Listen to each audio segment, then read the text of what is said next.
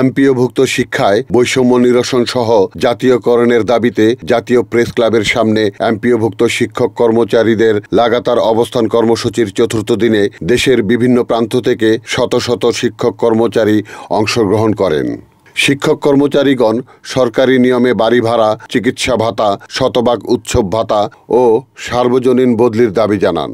15 ফেব্রুয়ারির মধ্যে শতভাগ উৎসব ভাতার প্রজ্ঞাপন জারি এবং বাড়ি ভাড়া, চিকিৎসা ভাতা বৃদ্ধির ব্যাপারে সুস্পষ্ট ঘোষণা দেওয়া না হলে জাতীয় প্রেস ক্লাবের সামনে লাগাতার অবস্থান কর্মসূচির পাশাপাশি 16 ফেব্রুয়ারি রবিবার এমপিওভুক্ত শিক্ষা প্রতিষ্ঠানে অর্ধদিবস কর্মবিরতি এবং মার্চ টু ঢাকা সেক্রেটারিয়েট কর্মসূচি পালন করা হবে।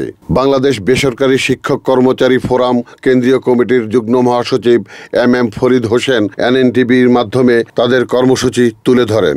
কথা বলেছি, তারপরে আমরা সিদ্ধান্ত অটুট যে আমরা আন্দোলনে যাবই।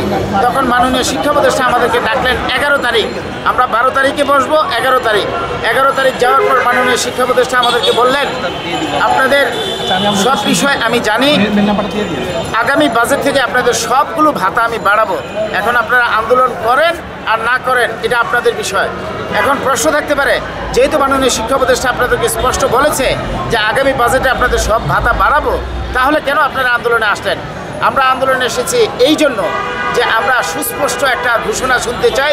আপনারা যারা সাংবাদিক ভাই আছেন, আপনাদের সামনে এবং সমস্ত মিডিয়ার সামনে মাননীয় শিক্ষা উপদেষ্টা অথবা ওনার প্রেরিত কোনো একজন গ্রহণযোগ্য ব্যক্তি দিয়ে যদি আমাদেরকে সুস্পষ্ট এই ঘোষণাটাই দেয় এবং আমাদের 21 বছরের শিকি ইতিহাসের যাতনা যদি উনি সমাপনী টানেন, উনি যদি বলেন যে চলমান বাজেট থেকেই আমরা শতভাগ উৎসব ভাতা দিব এবং আগামী বাজেট থেকে আপনাদেরকে 45% বাড়ি ভাড়া এবং 1500 টাকা চিকিৎসা ভাতা দিব, তাহলে আমরা সরকারকে অভিনন্দন জানিয়ে আমরা প্রতিষ্ঠানে ফেরত যেতে চাই।